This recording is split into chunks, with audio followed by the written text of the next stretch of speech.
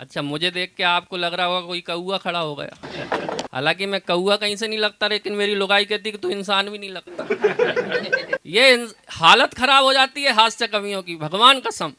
अच्छा, आप जितने भी लोग बैठे हैं सब अपने चेहरों पे हंसी बरकरार रखना, क्योंकि सारथी परिवार विश्वान चैनल पूरी दुनिया के 120 देशों में प्रसारित होता है और ये कवियों से ज़्यादा श्रोताओं को दिखाते हैं।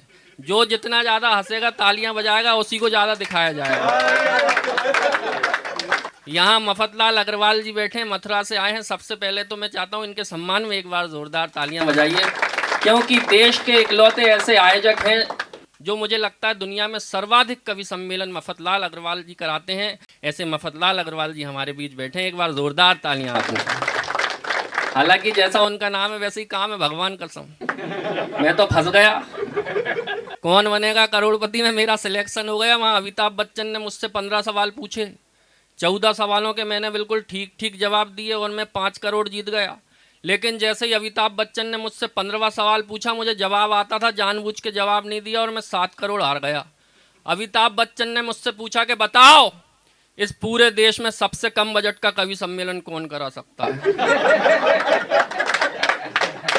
भगवान कसम मैं 7 करोड़ हार गया, लेकिन मफतलाल जी का नाम नहीं लिया। प्रणाम करता हूँ आपको, बड़े अच्छे अद्भुत व्यक्ति हैं। एक प्यारा नन्हा बालक हमारे बीच वेद पस्तोर आया है जो हंसाने का काम लोगों को भरपूर करता है। मैं उससे बुलाना चाहता हूँ। इतना बढ़िया है, भगवान कसम इतना बढ़िया। इसके पिताजी इससे बड़े परेशान रहते हैं, पढ़ता मरता है नहीं, फेल हो जाता जब देखो जब। एक बार इसके पिताजी ने परेशान हो गए, बहुत परेशान हो गए। बेटा, बोले थोड़े आसपास का माहौल देख, यहाँ देख शर्मा जी की लड़की को देख, 98% आए मैथ में। यहाँ वर्मा जी की लड़की को देख, 97% आए हैं साइंस में। बोला उन्हीं को देखने के चक्कर में ही तो फेल हो रहा हूँ, और कितना देख। श्वेत क्रांति का मृदुभाषी जब व्यंगों की बौछार करे, काव्य जगत के उस सैनिक की विजय श्री मनोहार करे, आकर्षण आभास से जो महफिल को सजा देता है, ये वो पौआ है जो बोतल का मजा देता है। एक बार जरा जोरदार तालियों से आवाज दें। जय जय श्री राम, जय जय श्री राम, जय जय श्री राम, जय जय श्री राम। भैया कॉलेज का कार्यक्रम है, यहाँ पर युवा बैठे हैं, तो सबसे पहले युवा के सम्मान में हाँ, पप्पू हैं जो हाँ, पप्पू को ही अपन युवा कहते हैं। इनको- 4 पंक्तियां, इन युवाओं को पप्पू मत कहना, गाली लगेगी। 4 लाइनें पप्पू के सम्मान में। स्वागत स्वागत। कि हमारी गली के पप्पू, आहा वाह, हमारी गली के पप्पू लड़कियन जैसी चोटी रखा रहे। उनकी मम्मी पापा कह रहे पप्पू तो 21वीं सदी में जा। उनके मम्मी पापा कह रहे पप्पू तो 21वीं सदी में जा रहे। रात भर फेसबुक और इंस्टा चला रहे। आहा वाह, रात भर फेसबुक और इंस्टा चला रहे। चैटिंग करके क्लास की लड़कियन को सता रहे। उनके मम्मी पापा कह रहे पप्पू तो 21वीं सदी में जा रहे। कॉलेज के बहाने, अरे कॉलेज के बहाने कैंटीन पे समय गवा रहे, सिगरेट पी रहे और पान मसाला खा रहे। उनके मम्मी पापा कह रहे वाह, पप्पू तो 21वीं सदी में जा रहे। वाह बेटा, उज्जवल भविष्य तुम्हारा। उधारी के पैसन से, उधारी के पैसन से जन्मदिन मना रहे। बीच सड़क पे भी केक कटवा रहे। उनके मम्मी पापा सदी में जा रहे। क्या बात है, वाह वाह वाह भाई। ऑनलाइन कोचिंग के पैसन से, अरे ऑनलाइन कोचिंग के पैसन से लड़कियन को 56 घुमा रहे। उनके मम्मी पापा के एक बार जोरदार तालियां। वाह वाह वाह। देखो हमारे देश में क्या है कि लड़कों से कम लड़कियां नहीं हैं। वाकई में लड़कों से कम लड़कियां नहीं हैं, यहाँ लड़कियां भी बैठी हैं। तो बता दें कि भैया लड़कों से कम लड़कियां वाकई में नहीं हैं। जो लड़कियां इंग्लिश मीडियम कॉलेजों में पढ़ के आती हैं और जब उनकी शादी किसी गांव कस्बे में हो जाती है तो उनके अनपढ़ देवर उनसे क्या कहते हैं? हाँ। कि इंग्लिश मीडियम पढ़े आई भाभी, आहा। इंग्लिश मीडियम पढ़े आई भाभी, नींबू को भी आम बता रहे ओ हाई टेक हो गई है भाभी, सुबह सुबह को शाम बता। अरे छोड़ पुरानी धोती साड़ी, सलवार सूट प्लाजो में आ रही और जी भाभी को मुँह नहीं देखो, जी भाभी को मुँह नहीं देखो, अब सब भी खुलेआम दिखा रहे हैं। ओ हाई टेक हो गई है भाभी, हाईटेक सुबह सुबह को शाम बता। जी को ऑफलाइन नहीं देखो, उस समय जो देवर अपनी भाभियों को चेहरा ही नहीं देख पाते थे कि जी को ऑफलाइन नहीं देखो, मोबाइल पे ऑनलाइन दिखा रहे और जेठ ससुर की इज्जत छोड़ो, जेठ ससुर की इज्जत छोड़ो, हाफ पैंट में कुत्ता घुमा रहे इंग्लिश मीडियम पढ़े आई भाभी। अरे तो कुत्ते से तो ज्यादा पहने। सुबह सुबह को शाम बता रहे वाह। कि रोज सुबेरे जिम भी जा रही, हाँ। कसरत कर भी कि रोज सुबेरे जिम भी जा रही, कर रही डाइटिंग, कम भी खा रही है, नैया भी मूंगफली से है, नैया बे मूंगफली से खुद को भी बादाम खा रही। इंग्लिश मीडियम पढ़ी आई भाभी, नींबू को भी आम बता। बहुत बढ़िया। तुलसी जैसी होती भाभी, तुलसी जैसी, तुलसी जैसी होती भाभी, अब तो ऐसी कहान दिखा रही, रोज रात में डिनर के संगे, रोज रात में डिनर के संगे हल्को हल्को जाम लगा।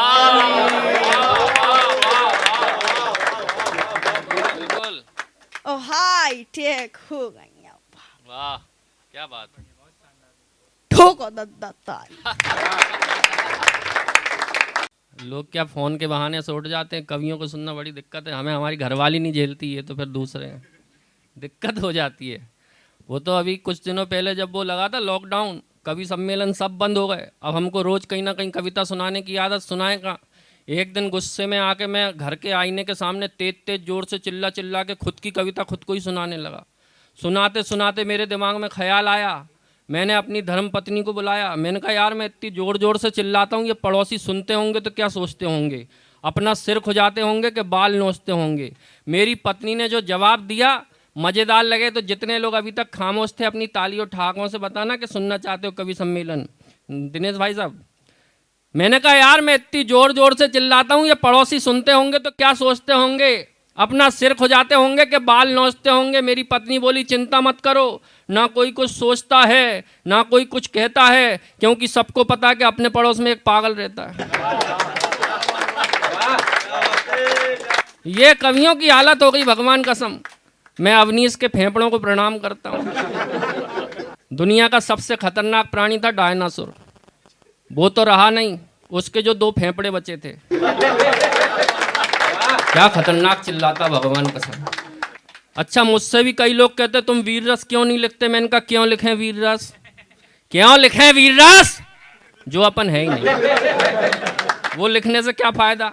अच्छा, अपन उन वीर रस के कवियों की तरह तो हो नहीं सकते जो घर से आ रहे पत्नी से पिट कर और मंच पे सुना रहे वीर रस की कविता। आप बधाई दो उसको कि उसने पाकिस्तान को नहीं निपटाया, वरना देश के आधे से ज्यादा कवि केवल पाकिस्तान को निपटाने में अपनी कविता बर्बाद कर देते हैं। अरे यार, 2 कौड़ी के देश पे अपनी 2 करोड़ की कविता क्यों बर्बाद करना। कोई मतलब नहीं है। क्या है पाकिस्तान की औकात? मैं अपनी एक पैरोडी आपको सुनाता हूँ, क्योंकि संचालक कवि सम्मेलन में कविता नहीं सुना पाता तो मैं बीच बीच में रपेटता हूँ। पाकिस्तान की औकात क्या है, मेरी एक पैरोडी सुनना कि पाकिस्तान की हरकतें क्या है। अरे हरकत करके आंख दिखाए आदत है शैतान की, हम मारे तो फटफट जाए चड्डी पाकिस्तान की। पक्का बेशरम, पक्का बेशरम, पक्का बेशरम, पक्का बेशरम। हरकत करके आंख दिखाए आदत है शैतान की, हम मारे तो फटफट जाए चड्डी पाकिस्तान की। पक्का बेशरम, पक्का बेशरम, पक्का बेशरम, पक्का बेशरम। इससे अधिक योग्य होते हैं कुत्ते भी सम्मान के, लातों का है भूते से तो नीचे दो अब कान के। धौंस दिखाता है जिनकी वो फुस्सी बम है दान के। टननक टेक टेक टेक टेक टेक टेक। भीख मांग कर मदद मांगता चीनी भाई जान की, हम मारे तो फटफट जाए चड्डी पाकिस्तान की। पक्का बेशरम, पक्का बेशरम, पक्का बेशरम, पक्का बेशरम। मुंह में दांत नहीं है लेकिन इसको चने चबाना है, केवल खाने और खुजाने को ही हाथ चलाना है। फटवा कर ये सिलवाता है, सिल कर फिर फटवाना है। टननक टेक टेक टेक टेक टेक टेक। 1947 वाली पीक हमारे पान की, हम मारे तो फटफट जाए चड्डी पाकिस्तान की। पक्का बेशरम, पक्का बेशरम, पक्का बेशरम। जोरदार तालियां बजा दो। ये स्थितियां हो जाती हैं। और आइए अब मैं चाहता हूं कि ऐसे ही दनादन बौछार करने के लिए, हंसाने के लिए एक इतना प्यारा कवि मंच पे बैठा है, भाई रोहित झन्नाट, जिनको किसी परिचय का जो मोहताज नहीं है। उनकी भूमिका मैं बनाऊंगा तो वो सूरज को रोशनी दिखाने जैसा होगा।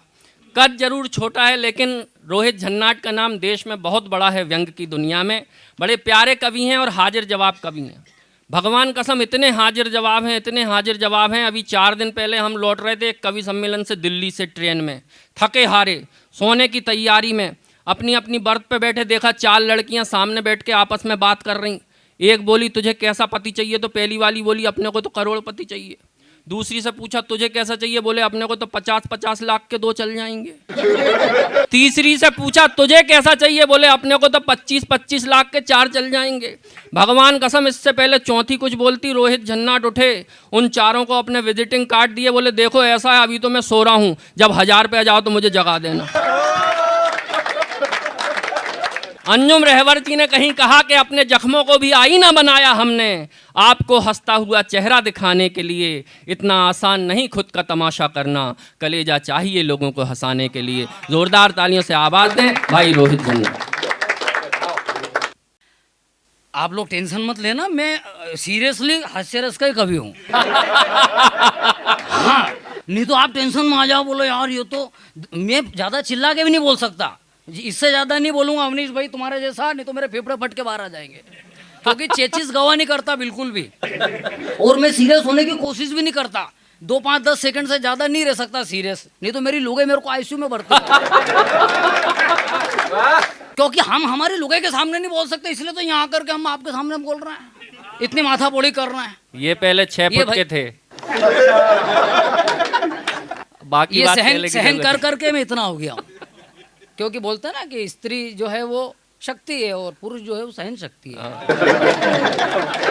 हम हास्य रस के कवियों की जो पत्नियां होती है वो भी दुखी होती है, क्योंकि हम ढंग का लिख नहीं पाते उनके लिए। ये मेरी व्यक्तिगत पीड़ा है। और सरस्वती की झूठ नहीं बोलूं। अरे वाह यार, सही में राकेश भैया, सीरियसली आप लाड़ी से बात कर जो आपके कुछ जो वो कहेगा कि इनसे कहीं नहीं लिखा। उनके साथ तो और दिक्कत है, वीर रस के कवि है वो। आप तो कहीं भी लिख सकते हो। मतलब कभी पत्नी चाहती है रोमांस कर लें तो वो कहते हैं भारत माता की जय, जय जयकार लगवा दे। जसवंत भाई गीत लिखते हैं बहुत अच्छे।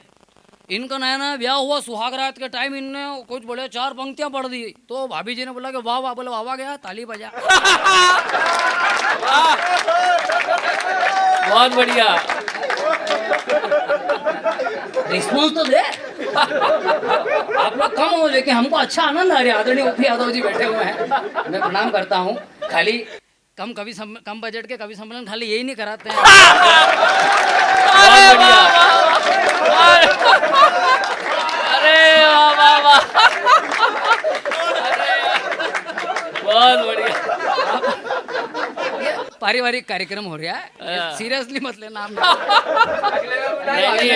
अगली बार तो कभी ठीक है। है, दूसरे में नाम मत कटवा देना। पीड़ा तो नाम कटवाने की हो रहे हैं आजकल। तो मैं आप सबको प्रणाम करता हूँ। बढ़िया। मैं वो बात कर रहा था पत्नियों की, तो ये बात है, ये पीड़ा है।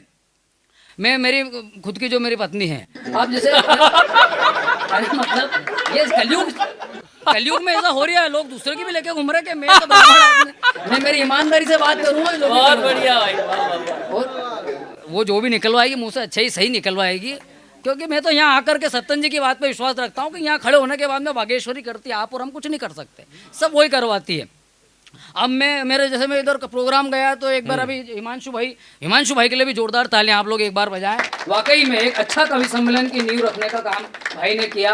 कमला शिक्षण सेवा संस्थान और सारथी परिवार के सहयोग से जो भाई ने कार्यक्रम, बहुत शानदार, वाकई में बहुत जोरदार कार्यक्रम करवाया। तो भाई मेरे को लेकर बनारस तब गया एक बार, कार्यक्रम 3-4 कार्यक्रम ले लिए इनने और बोले चलो उधर चले। मैंने कहा चलो। अब गए उधर कार्यक्रम करे तो मेरे को बनारस में साड़ी एक पसंद आ गई। तो मैंने मेरी पत्नी को फ़ोन लगाया, अपना साड़ी ली मैंने और मैंने उसको फ़ोन लगाया। मैंने कहा कि देख, तो मैंने एक बहुत बढ़िया जोरदार साड़ी खरीदी है, बहुत शानदार, खाली 500 रुपये की। तो बोले कि चलो बढ़िया, अच्छी बात है। मैंने कहा नहीं, मैं पार्सल कर रहा हूँ तेरे को, तू देख जरा कैसा आनंद आएगा, मज़ा आएगा। तो मैंने बोला ठीक है, रख दिया मैंने फ़ोन। तो इसने बोले यार तुमने अभी मेरे सामने 1000 रुपये की साड़ी खरीदी और भाभी को 500 रुपये की बता रहा हूँ। आदमी तो उल्टा करता, बोला 500 की बता, 2000 की। अरे मैंने कहा मेरी लोग है ऐसी यार। बोले कैसी? मैंने कहा मैं कोई भी चीज़ खरीदता हूँ, कोई भी चीज़ लाता हूँ कि देख। बोले कितने की है? मैंने कहा ये 200 रुपये की ले। यहाँ तो अपने पास की दुकान में 150 पट्टी में मिल जाती। ठग लिया तुम्हारे को लोगों ने। भिंडी कितने की लाए? और मैंने कहा ये 25 रुपये किलो है। ये 15-15 रुपये में ठेले में माली मारी फिर रही है। और मछलानी मट किसी के लेके आया तो भिंडी। वो कई बात को मतलब उसको लगता है कि मेरे पति को कोई भी बेवकूफ़ बना देगा, तुम ठगा जाते हो। उसको मालूम है, मतलब वो मेरे पे हालांकि भरोसा करती है उसको।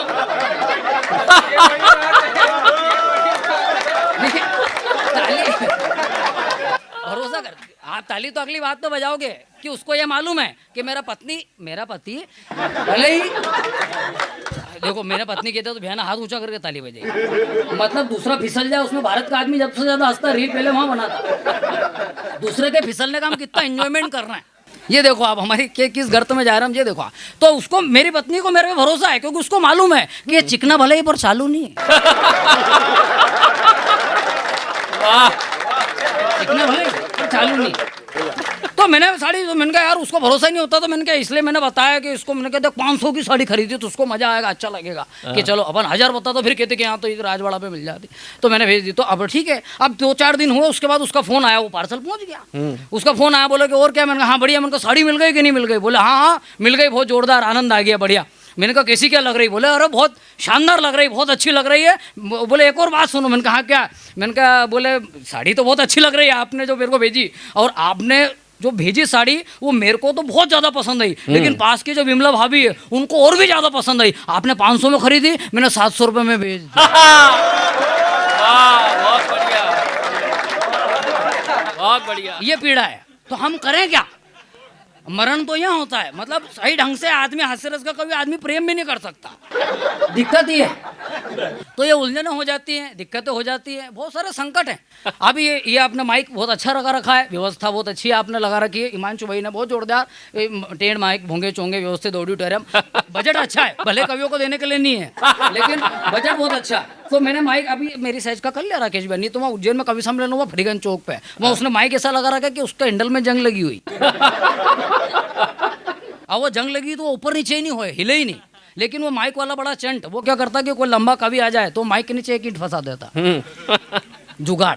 कोई और भी लंबा कवि आ जाता तो वो 2 ईंट फंसा देता, कोई और भी लंबा कवि आ जाता बुंदेला जी जैसा तो माइक के नीचे 3 ईंट फंसा देता। बात तो तब हुई जब मेरा नंबर आया तो माइक वाला अपनी जगह से उठा ही नहीं, वो नीचे से ही बोला रोहित जी। मैंने कहा क्या है? बोले काम करो माइक के नीचे से ईंट हटाओ, तुम्हारे नीचे ही फंसा लो। बहुत बढ़िया, वाह वाह वाह, बढ़िया। ये पीड़ा है। हाँ वासुदेव, मेरे प्राण निकलते हैं, मेरा दुख है। बढ़िया भाई।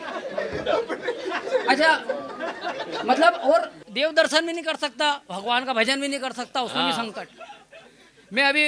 मैं अभी महाकाल बाबा के दर्शन करने गया पिछले साल, वहाँ भी श्रावण, अभी दर्शन करने के लिए, पिछले साल की बात है। इस बार के श्रावण तब योग नहीं बने, ये ले जाएगा मेरे को तो ठीक है, हिमांशु इसके भरोसे है, क्योंकि कवि सम्मेलन में जब इसके भरोसे कर रहे हैं तो बाकी सब रांडे रोने भी इसके भरोसे कर रहे हैं। उठा खर्चा, 1 लाख रुपए सैलरी काहे की मिल रही तेरे को, हमको पाल मित्रों को।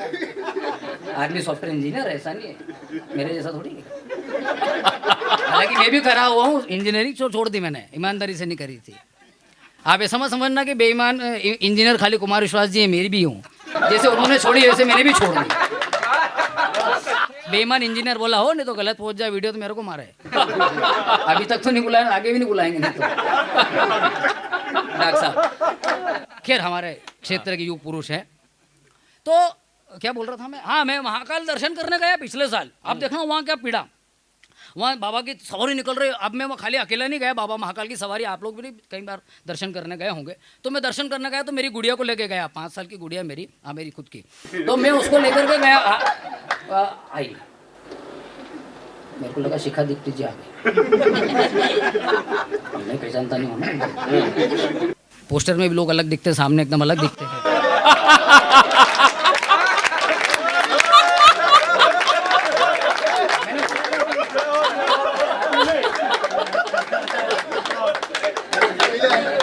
अच्छे दिखते हैं, मतलब यूँ अच्छे दिखते हैं। तो ये विडंबना है। तो मैं वहाँ महाकाल बाबा, तो मैंने गुड़िया को उठा रखा गोद में, गुड़िया को जो महाकाल का नारे लग रहे, अटाटूट भयंकर भीड़, लोग एक दूसरे के ऊपर ही पड़ रहे, बिल्कुल इतनी भयंकर भीड़, जय जयकार के नारे। मैंने उसको गोद में, अच्छा मेरे को खुद को तो दिख नहीं रहा, उसको क्या दिखाऊं? मेरे को खुद को नहीं दिख रहे, दर्शन नहीं हो रहे, तो मैं उसको गुड़िया को क्या दिखाऊं? तो मैं जब नहीं दिखने लगा तो मैं धक्का देकर के घुसने लगा।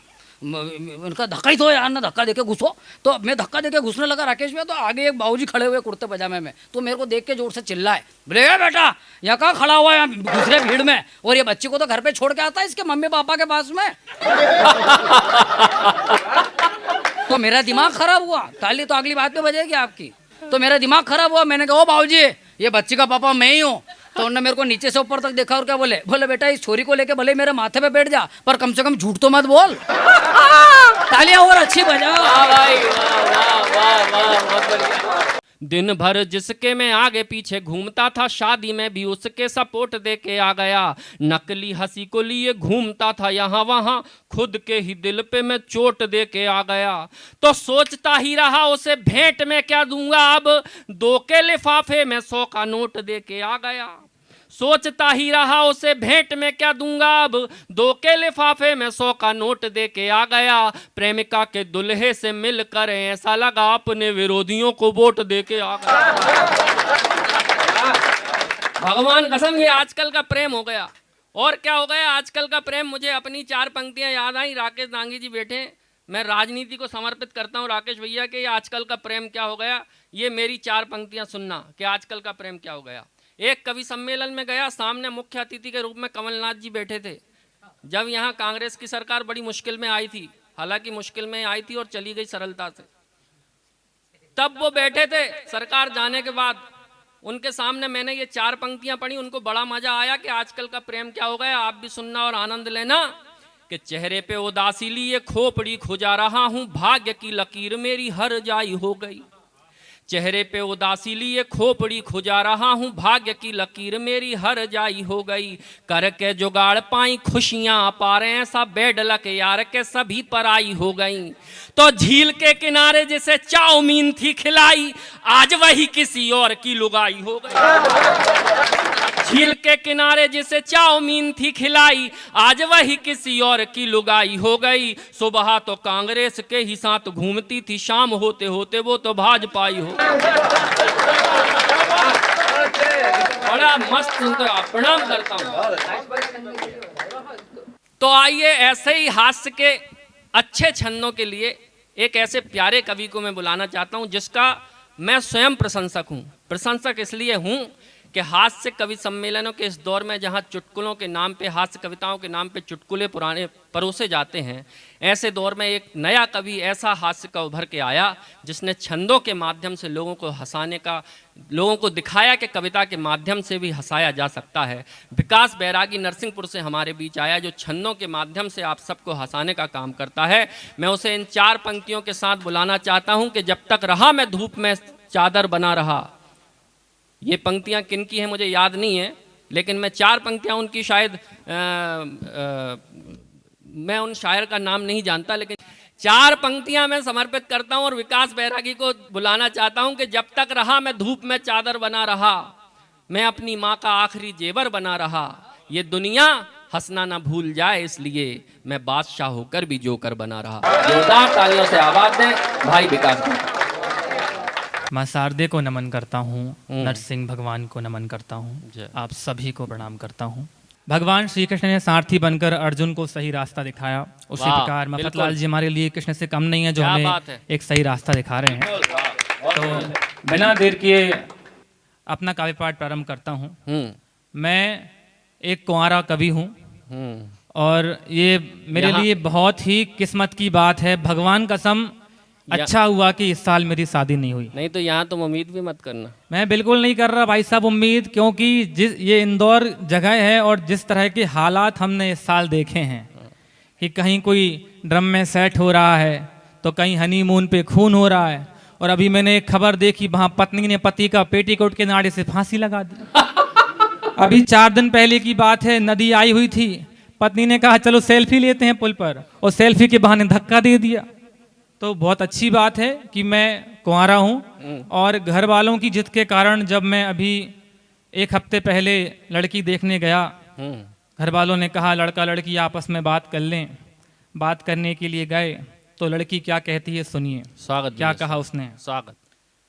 अरे रे ना कर तू शादी, आहा, होगी तेरी बर्बादी, वाह, बच के निकल जा कहीं दूर रे, आहा, वाह वाह। मेरी सूरत पर ना जा, बात को मान ले राजा, बच के निकल जा कहीं दूर रे, तेरे होने पर भी नई BF बनाऊंगी, खून के आंसू तुझको हाँ मैं रोज पिलाऊंगी। तेरे होने पर भी नई BF बनाऊंगी, खून के आंसू तुझको हाँ मैं रोज पिलाऊंगी। नहीं भरोसा मेरा धोखा देकर जाऊंगी, नहीं भरोसा मेरा धोखा देकर जाऊंगी, हनीमून पर खून कराकर मौज उड़ाऊंगी। अरे रे ना कर तू शादी, होगी तेरी बर्बादी, बच के निकल जा कहीं दूर रे, मेरी सूरत पर ना जा, बात को मान ले राजा, बच के निकल जा कहीं दूर रे। क्या बात है, वाह। और क्या कहती है? बढ़िया व्यंग कि तेरी संपत्ति को अपने नाम कराऊंगी, फिर दूजे के संग लिव इन में रहने जाऊंगी। तेरी संपत्ति को अपने नाम कराऊंगी, फिर दूजे के संग लिव इन में रहने जाऊंगी। मारपीट का झूठा वाला केस बनाऊंगी, मारपीट का झूठा वाला केस बनाऊंगी, हिंसा का आरोप लगाकर जेल भेजाऊंगी। अरे रे ना कर तू शादी, होगी तेरी बर्बादी, बच के निकल जा कहीं दूर रे, मेरी सूरत पर ना जा, बात को मान ले राजा, बच के निकल जा कहीं दूर रे। जितने पैसे जोड़े तूने खर्च कराऊंगी। और क्या कहती है? कि जितने पैसे जोड़े तूने खर्च कराऊंगी, तुझको मैं डिप्रेशन और टेंशन में लाऊंगी। BF के संग मिलकर तेरी बाट लगाऊंगी, BF के संग मिलकर तेरी बाट लगाऊंगी, नीले वाले ड्रम में तुझको सेट कराऊंगी। अरे रे ना कर तू शादी, होगी तेरी बर्बादी, बच के निकल जा कहीं दूर रे, मेरी सूरत पर ना जा, हाँ। बात को मान ले राजा, बच के निकल जा कहीं दूर रे। बढ़िया व्यंग है भाई, कि जिनका हम बड़ी देर से इंतजार कर रहे थे, बस से आदरणीय दीप्ति शिखा दीप्ति जी आई। कोटा में कल उनका कार्यक्रम था, वो बस ने लेट कर दिया उन्हें, लेकिन वो फिर भी समय से आ गई। कम से कम कार्यक्रम तो अभी चल रहा है। श्रृंगार की प्रेम की कवित्री हैं। मेरा सौभाग्य है कि आज उनके साथ मुझे यहाँ पढ़ने का अवसर मिला। मैंने उनको यूट्यूब पे सुना, उनको सुन के मुझे ऐसा लगा जब वो पढ़ती हैं तो कहीं ना कहीं मीरा भाई के भाव उनकी कविताओं में दिखते हैं, कहीं महादेवी वर्मा की खुशबू उनके गीतों से आती है। तब लगता है कि कविता ऐसे भी लिखी जाती है। मैं बहन शिखा दीप्ति को बड़े सम्मान के साथ बुलाना चाहता हूँ, 4 पंक्तियों के साथ। 4 पंक्तियाँ रहने दीजिए, तालियां जोर से बजाइए। जरूरी थोड़ी ना कि सबके लिए पंक्ति कही जाए। आइए शिखा जी। मैं मंच का थोड़ा मन चाहूँगी। जी सर्वप्रथम सभी को प्रणाम करती हूँ। जब मैं आई तो मुझे लगा कि श्रोता बहुत कम है, लेकिन जब पंक्तियों पर आपकी तालियां बजती हुई देखती हूँ तो ऐसा प्रतीत होता है कि एक एक श्रोता 50-50 श्रोताओं के बराबर। वाह, बहुत बढ़िया।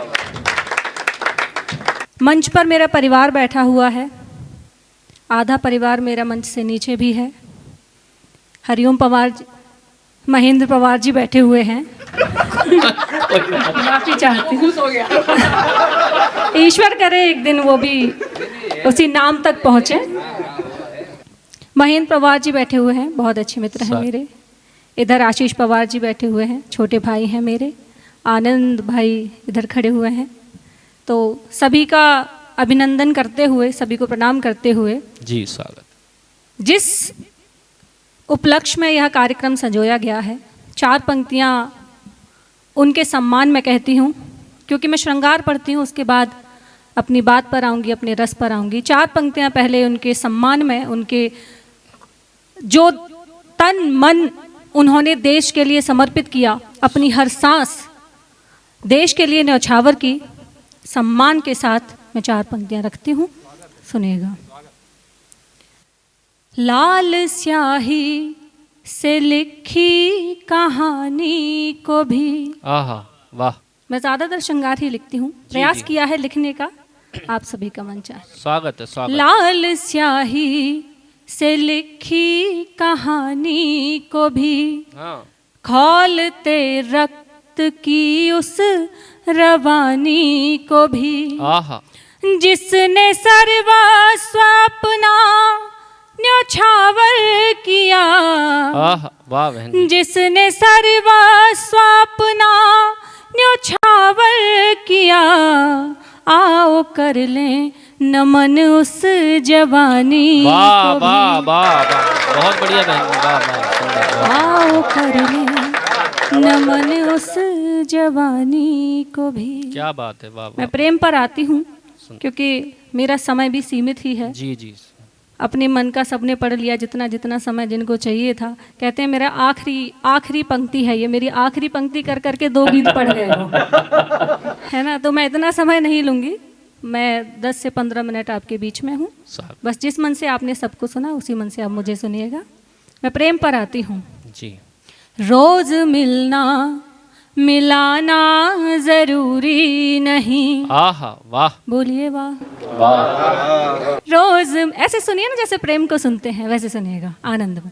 रोज मिलना मिलाना जरूरी नहीं, इश्क जग को जताना जरूरी नहीं। हाँ। आँख का एक इशारा मुकम्मल गजल, आँख का एक इशारा मुकम्मल गजल, शेर हमको सुनाना जरूरी वाह नहीं। वाह, बहुत शुक्रिया। क्या बात है, वाह। शेर हमको सुनाना जरूरी नहीं, एक नशा सा है जिनकी हर एक बात में, जो अपरिचित है हर एक मुलाकात में, जिनकी खुशबू से महके मेरे रात दिन, जिनकी खुशबू से महके मेरे रात दिन काश मिल जाए वो हमको वाह सौगात वाह वाह वाह वाह वाह, बहुत बढ़िया, में, वाह, वो हमको सौगात में। क्या बात है। लोग अक्सर प्रेम में हाथों की रेखाएं कुंडलियां मिलवाते हैं विवाह जब करते हैं तो, कि पहले कुंडली मिला लो कि मिल रही है कि नहीं, आखिरी में जमेगी या नहीं जमेगी, कि कहीं ड्रम में तो नहीं चले जाएंगे। तो मैं कहती हूँ कि अगर आप किसी से सच्चा प्रेम करते हैं तो आपको कुछ भी मिलाने की आवश्यकता नहीं है। आप केवल उस व्यक्ति की आंखों को पढ़ लीजिए, क्योंकि आंखें कभी झूठ नहीं बोलती। मैंने देखा है अभी भी सोनम के वीडियो वायरल हो रहे हैं कि देखो इसकी आंखों में प्यार ही नहीं दिख रहा। आपने देखा होगा रस्में हो रही हैं, लेकिन अब सब नोटिस कर रहे हैं, तो प्यार आंखों से ही दिखाई देता है। तब मैंने आंखों पर कुछ लिखने का प्रयास किया, वो सुने। जी बहन जी, वाह, बहे जो इश्क में आंसू आहा, उन्हें अब तौलती आंखें, क्या बात है, वाह वाह वाह, वाह। दफन जो राज दिल में है उन्हें भी खोलती आंखें। आहा, वाह, करो कोशिश छिपाने की मगर ये साफ दिखता है। आहा, करो कोशिश छिपाने की मगर ये साफ दिखता है। भले ही होठ चुप हो पर तुम्हारी बोलती बहुत सुंदर, वाह वाह वाह वाह वाह वाह वाह, भले क्या बात है, ही वाह, होठ वाह। चुप हो पर तुम्हारी बोलती आंखें। क्या बात है, वाह, अच्छा, कुछ लोगों की आदत भी होती है घर के बाहर आंखें चार करने की, कितना भी समझा लो पर नहीं सुधरते हैं। उनके लिए 4 पंक्तियां भी मैंने लिख दी। स्वागत। ये आंखों का चलन, ऐसा लग रहा है मैंने उनकी कोई बात कह दी। आप तो नहीं करते ऐसे भी काम। ये आंखों का चलन सच है तो आंखें कर ही जाएंगी। वाह, विरह की पीर सच्ची है तो आंखें भर ही जाएंगी। आहा, यही सच घूम कर दुनिया सयानों ने बताया है। क्या बात है, वाह, यही सच घूम कर दुनिया सयानों ने बताया है। आहा, कहीं उलझे मगर आखिर में आंखें घर ही वाह जाएंगी। वाह वाह वाह वाह वाह वाह वाह वाह, बहुत बढ़िया। मगर आखिर में आंखें घर ही जाएंगी। बहुत सुंदर बहन जी, वाह, भरोसे में बंधे बंधन भी अक्सर टूट जाते हैं। क्या बात है, वाह वाह वाह।